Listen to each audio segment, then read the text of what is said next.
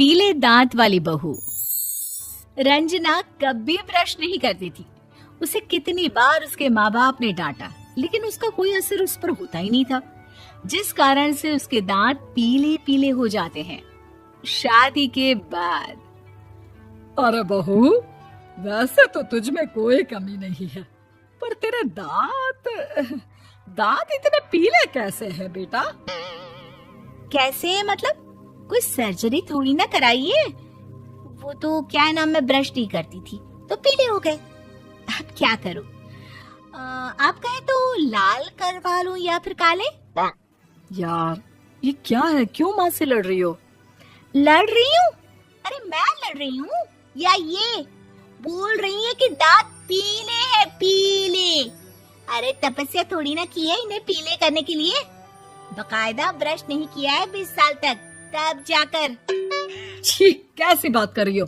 ये उस वक्त तो पीले नहीं थे जब हम लोग तुम्हें देखने आए थे। अरे तब साफ करवा लिया होगा डेंटिस्ट के पास जाकर। अब देखो कैसे पीले पीले लग रहे हैं। रंजना सास की तरफ गुस्से से देखती है। फिर शुरू हो गई पीले पीले पीले। अरे पीले तो तब भी थे जब मेरे हाथ का रसगुल्ला उड़ा उड़ा कर खा रही थी और बोल रही थी, लड़की नहीं गुणों का खजाना दे रहे भाई साहब आप। खैर, अब वो लोग करते भी तो क्या करते, पीले दांत वाली बहू पल्ले पड़ी थी तो झेलना तो था ही। एक दिन कीर्तन में रंजना गाना गा रही थी। अरे कमला बहन, माँ का द्वार है, यहाँ तो सब शुद्ध होकर आते हैं, फिर अपनी बहू को ब्रश भी नहीं करवाती तुम। दूर से पीले पीले दांत भक्ति में बाधा उत्पन्न कर रहा है। अरे कोई 2 साल के बच्चे थोड़ी ना लेकर आई हूँ मैं बहू बनाकर। अच्छी खासी लड़की है, अरे कैसे करवाऊं ब्रश? ये तो उसे खुद करना चाहिए ना। अब माँ बाप तो इसके जैसे तैसे निपटा दिए, ये नहीं सोचा कि सास कैसे संभालेगी। सास बहू को लेकर घर आ जाती है, लेकिन सोच लेती है कि अब इसे लेकर कहीं नहीं जाएगी। अगले रोज बहू कहती है, अरे क्या हो गया, मंदिर नहीं जाना क्या? कीर्तन का वक्त हो रहा है। मेरी मधुर वाणी से कान्हा जी जागते हैं और सोते हैं। आप तो जानती है ना उनकी भक्ति में कितना मन लगता है मेरा। वो क्या है ना, तबीयत ठीक नहीं लग रही है मेरी, आराम करूंगी मैं। तबीयत ठीक नहीं लग रही? अभी तो मिथुन के गाने पर नाच रही थी आप, और अब बोल रही है कि तबीयत ठीक नहीं लग रही। अरे भक्ति में मन लगा लो सासू माँ, ऊपर जाना है, क्या मुंह दिखाओगी आप? हाँ? सास को बहू की बात पर गुस्सा आ जाता है। मैं क्या मुंह दिखाऊंगी, इसकी चिंता तो ना कर, समझी? अपने मुंह की चिंता कर, जो ये पीले पीले दांत लेकर हर जगह पहुंच जाती है। पता है लोग कितना मजाक बनाते हैं। ना जी ना, मैं नहीं जाना कहीं तेरे साथ। तो ये बात है। कोई ना, मत जाओ, मैं अपने कमरे में ही बैठकर भक्ति कर लूंगी।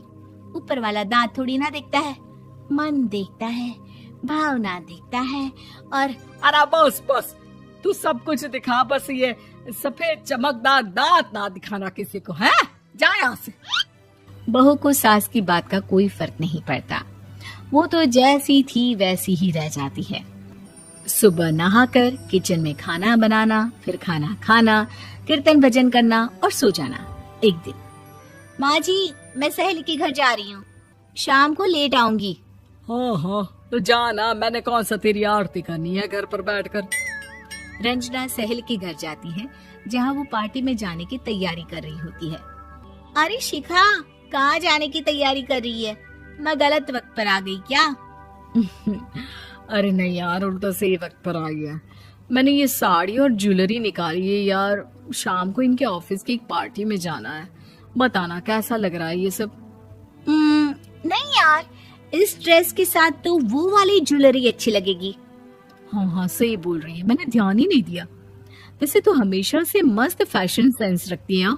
तो बड़ा जाती होगी ना पति के साथ पार्टी में। रंजना कुछ नहीं बोलती, बस सोचती है कि यार काश ये बात सही हो जाती। पर मैं क्यों नहीं जाती पार्टी में? क्या इन लोगों की कोई पार्टी होती नहीं होगी? रंजना घर आती है और रात में पति से सवाल करती है, एक बात बताइए, आप मुझे किसी पार्टी में क्यों नहीं ले जाते? क्या आपके यहाँ ऑफिस में पार्टी नहीं होती? पति बेचारा क्या कहता कि दांत पीले हैं तुम्हारे इसलिए। अरे कोई पार्टी होती नहीं हम लोगों के ऑफिस में, तो कहाँ से लेकर जाऊं? और मार्केट, मॉल, कहीं वीकेंड घूमना, कहीं तो। अरे यार सारे हफ्ते में एक छुट्टी मिलती है, तो सोचता हूँ कि आराम ही कर लूं। क्यों? रंजना मन मार के रह जाती है। पहले कभी सास के साथ मंदिर जाया करती थी, लेकिन वो भी सास ने ले जाना बंद कर दिया। घर बैठी बैठी रंजना बोर हो जाती है। तभी उसे आइडिया आता है और वो मायके जाने का सोचती है। सासू माँ, 2 दिनों के लिए मम्मी के घर जा रही हूँ। अच्छा ठीक है, आराम से जा। और हाँ, माँ से कुछ अच्छी आदत सीख कर आना कि कैसे शरीर के हर भाग की तरह दांतों की सफाई भी जरूरी होती है, समझी? शुरू हो गई ना आप। वो लोग आपकी तरह नहीं है कि छोटी छोटी बात का बतंगड़ बना दे। उन लोगों के लिए मैं मायने रखती हूँ, ना कि मेरे पीले पीले दांत। रंजना माँ को बिना बताए उन लोगों को सरप्राइज देती है, लेकिन जैसे ही वो दरवाजे पर पहुंचती है, अंदर देखती है कि घर वाले कहीं जा रहे होते हैं। अब माँ, काश रंजना दीदी के दांतों वाली प्रॉब्लम नहीं होती, तो वो भी हम लोगों के साथ चलती ना बुआ जी की बेटी की शादी में। हाँ बेटा, लेकिन अब उसे कौन समझाए कि उसको उसके पीले दांत नहीं दिखते, लेकिन उसके आसपास के लोगों को कितना एम्बैरेसिंग फील कराते हैं। मुझे तो कितनी बार उसके स्कूल की टीचर ने शिकायत की कि उसके साथ कोई लड़की बैठना भी नहीं चाहती, और ना ही कॉलेज में कोई उससे बात करना चाहता था। लेकिन पता नहीं क्यों उसे ये बात समझ में ही नहीं आती। कोई कमी नहीं है उस लड़की में, बस यही कि दांत पीले हैं। वो तो भला हो जीजा जी और उनकी माँ का, जो दीदी को जैसी है वैसे ही रखा हुआ है। रंजना को अपने घर वालों की बात सुनकर बहुत दुख होता है। वो सोचती है कि वो क्या करे, लेकिन फिर वो सीधा डेंटिस्ट के पास जाती है, अपने दांत चमकाती है और कसम खाती है कि वो रोज ब्रश करेगी। अरे क्या हो गया? तुम तो 2 दिनों के लिए गई थी ना। पर कोई ना, अच्छा है, चलो आ गई तो। रंजना सास के सामने आकर खड़ी हो जाती है और पूरी स्माइल करती है, उसके चमकदार दांतों को दिखाती हुई। चले मंदिर। माँ, मुझे माफ कर दीजिए, मैंने आप लोगों को बहुत एम्बैरेसिंग फील करवाया। मैं आज से रोज ब्रश करूंगी। KGF वाली बहू। निर्मला जी के बेटे सुमित की शादी नव्या के साथ हो गई और निर्मला जी बहुत खुश थी, क्योंकि बहू रानी दिखने में बहुत खूबसूरत थी और नेचर भी अच्छा था। निर्मला जी का बहुत अच्छे से ख्याल रखती थी, कभी किसी से झगड़ा नहीं करती थी। लेकिन निर्मला जी की बहू में कुछ तो अनोखा था, और वो ये था कि KGF मूवी देखने के बाद KGF मूवी के हीरो की बहुत बड़ी फैन बन गई थी और बस हर वक्त उसे ही कॉपी करने की कोशिश करती रहती। बस एक यही आदत की वजह से निर्मला जी को कभी कभी उस पर गुस्सा आ जाता। बाकी सब कुछ ठीक था। सुमित बेटा, तुम नव्या को समझाने की कोशिश क्यों नहीं करते? अरे बार बार KGF के हीरो की तरह भेस बदल कर घूमती रहती है कॉलोनी में, सब देख देख कर हंसते हैं। क्या करूं मम्मी, मैंने उसे कई बार कहा कि बहू हो, बहू की तरह रहा करो, लेकिन उसके सर पर तो KGF का भूत सवार है, किसी की सुनती ही नहीं। ठीक है बेटा, तो ऑफिस जा, मैं एक बार और उससे बात करने की कोशिश करती हूँ। थोड़ी देर के बाद नव्या अपने कमरे से निकलकर बाहर आती है। अरे बहू, ये क्या, तुम फिर से KGF की एक्टर बन गई? मम्मी जी, आपको पता है ना, मैं उसकी पर्सनालिटी से बहुत इम्प्रेस्ड हूँ और मेरी फेवरेट मूवी है ये। जानती हैं, मैंने तो सारे डायलॉग्स भी रट कर रख लिए हैं। अरे बेटा, लेकिन थोड़ा बहुत समाज की भी तो परवाह करनी पड़ती है ना। तुम इस तरह घूमती हो, सब लोग क्या सोचते होंगे, थोड़ा तो डरा करो। मम्मी जी, डर होना चाहिए और दिल में होना चाहिए, वो अपुन के नहीं, सामने वाले के दिल में होना चाहिए। अरे तुम फिर से KGF के डायलॉग मारने लगी। अरे पता नहीं कब समझोगी। डोंट वरी मम्मी जी, मैं अभी आपके लिए गर्मा गर्म कॉफी बना कर लाती हूँ, उसके बाद आपकी सारी टेंशन रफू चक्कर हो जाएगी। कुछ दिनों के बाद। नव्या कहाँ हो तुम? मैं यहाँ हूँ।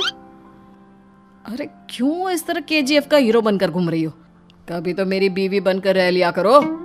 छोड़ो ना सुमित। अच्छा बताओ, मुझे आवाज किस लिए दे रहे थे? क्या बताऊं यार, मेरे बॉस ने मुझे इतना काम दे दिया ना, पूरी तरह से परेशान हो गया हूँ। ऐसा लगता है ऑफिस नहीं युद्ध पर जाता हूँ। अरे बेटा, परेशान क्यों होता है? ला, मैं तेरा सर दबा देती हूँ, दुखी मत हो, काम तो सबको करना ही पड़ता है। लेकिन मम्मी, ऑफिस में आजकल बहुत काम रहता है, थक जाता हूँ मैं।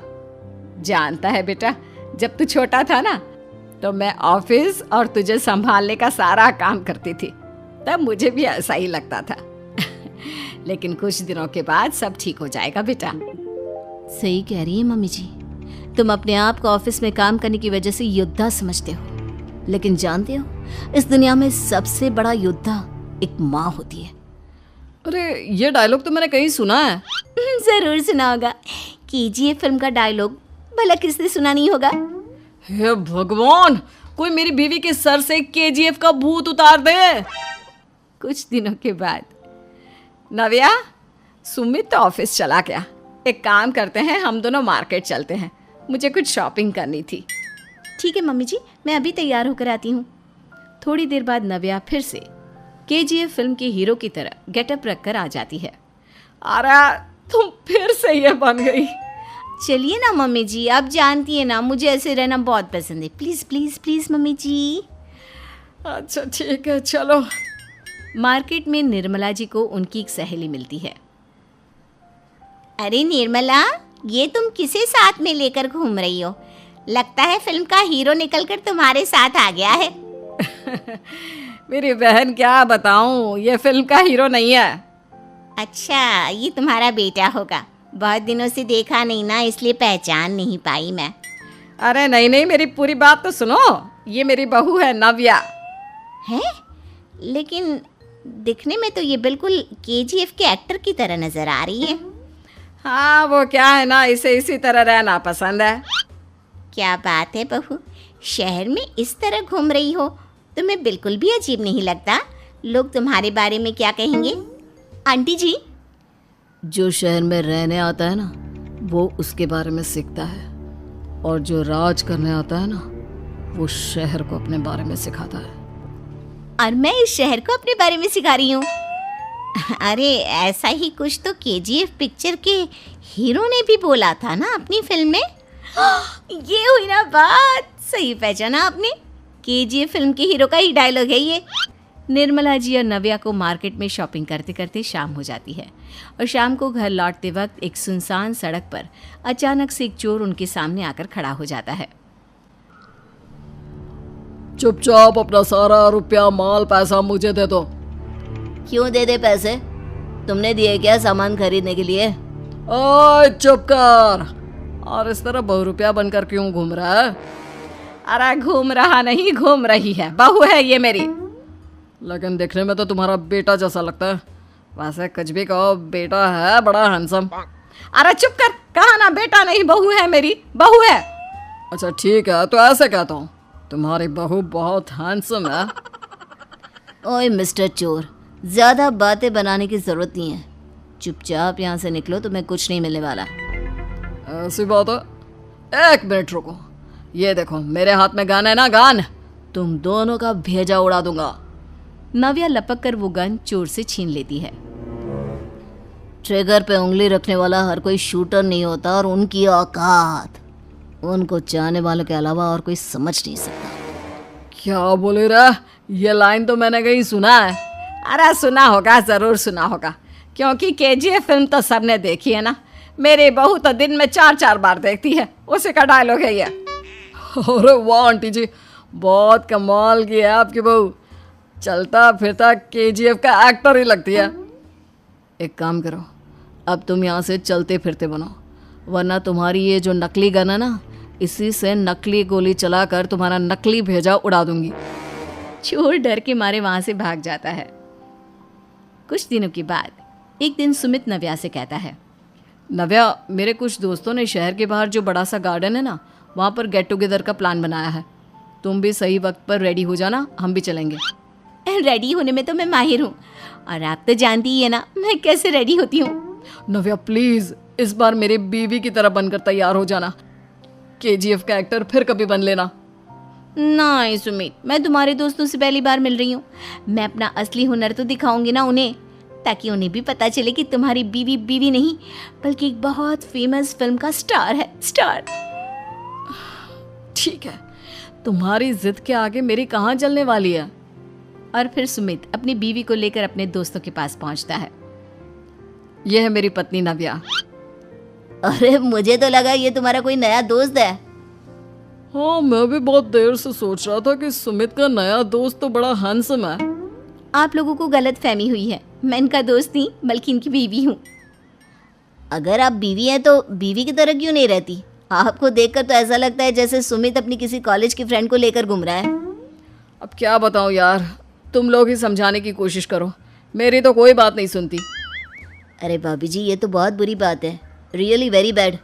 हमारे दोस्त को तो बीवी के साथ रहने की फीलिंग ही नहीं आती होगी। If you think I am bad, I am your dad. अरे भाभी जी, क्या कमाल का डायलॉग मारा है, मजा आ गया।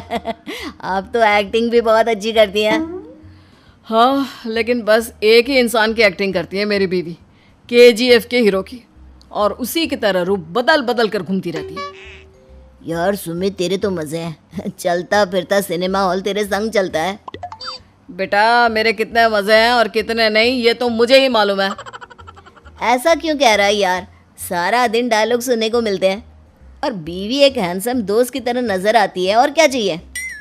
क्या बताऊं भाई, कई बार रात को सोते वक्त जेब में नकली गन रखकर सोती है और फिर झटके से मेरे सर पर गन तान के केजीएफ के डायलॉग मारती है। उस वक्त मेरी क्या हालत होती होगी ये तो मैं ही समझ सकता हूँ ना। सुमित की बात सुनकर उसके सारे दोस्त जोर जोर से हंसने लगते हैं।